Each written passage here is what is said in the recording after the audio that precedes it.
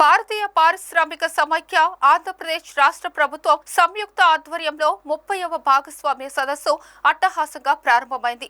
ఏయో engineering ground లో ఏర్పాటు చేసిన ప్రధాన వేదిక వద్ద ఈ సదస్సును ఉపరాష్ట్రపతి సిపి రాధాకృష్ణన్ ఈ రోజు ప్రారంభించారు.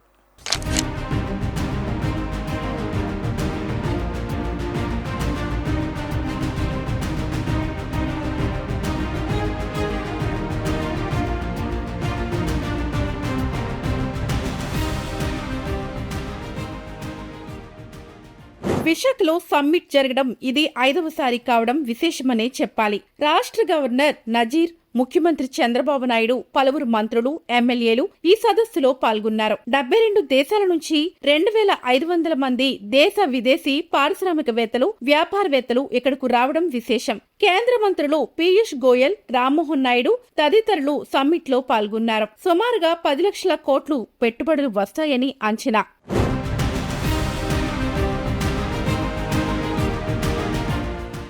సదస్సు వేదిక వద్ద రాష్ట్ర గవర్నర్ కు ముఖ్యమంత్రి చంద్రబాబు నాయుడు సాదరంగా స్వాగతం పలికారు. ప్లేనరీ సదస్సుకు Armenia, Singapore, Mauritius, Nepal, Angola, Venezuela దేశాలకు చెందిన మంత్రులు, యుఎన్ఓ ప్రతినిధులు హాజరయ్యారు. ఈ సందర్భంగా సీఎం ప్రసంగించారు. ఏపీ నుంచి సింగపూర్ కు విమాన సర్వీసులు అందించేలా సింగపూర్ ప్రతినిధుల బృందంతో రాష్ట్ర ప్రభుత్వం ఎంఓయూ కుదుర్చుకుంది. ఎంఓయూ కార్యక్రమంలో ముఖ్యమంత్రి నారా చంద్రబాబు నాయుడు పాల్గొన్నారు. తొలి రోజు 56 ఒప్పందాలు కుదుర్చుకున్నారు. ఈ సదస్సు శనివారం ముగుస్తుంది.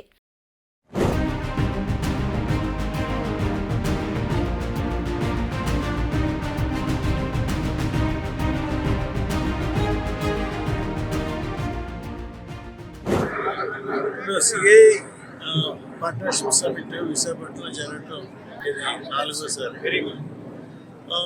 ఈసారి అన్నిటికంటే ఎక్కువ లార్జ్ స్కేల్లో చాలా సిస్టమేటిక్గా ప్రభుత్వం వారు దీన్ని ఆర్గనైజ్ చేస్తున్నారు.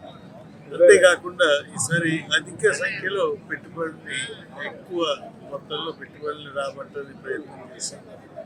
దాన్ని కూడా జనరల్గా ఇలాంటి దాంట్లో సైన్ అయిన దాంట్లో 20% to 30% వరకు మెటీరియలైజ్ అవుతుంటారు. కానీ ఈసారి 80% మెటీరియలైజ్ అవ్వాలన్న ఉద్దేశంతో ప్రభుత్వం పనిచేస్తుంది.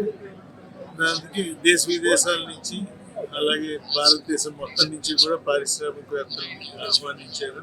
ఇది ఇప్పటికీ ఇంచుమించుగా 10 లక్షల కోట్ల రూపాయలు అగ్రిమెంట్స్ సైన్ అవబోతున్నాయి. రేపు దాంట్లో ఇంచుమించు 500+ అగ్రిమెంట్స్ సైన్. ఇది నిజంగా విశాఖపట్నంలో జరగడం ఆంధ్రప్రదేశ్కి గర్వకారణం.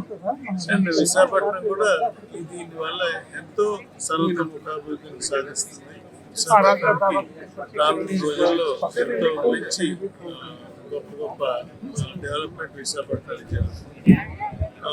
అలాగే ఇందులో పెట్టుబడులు పెట్టే చాలా మంది స్నేహితులు కూడా పెట్టుబడులు పెడుతున్నారు.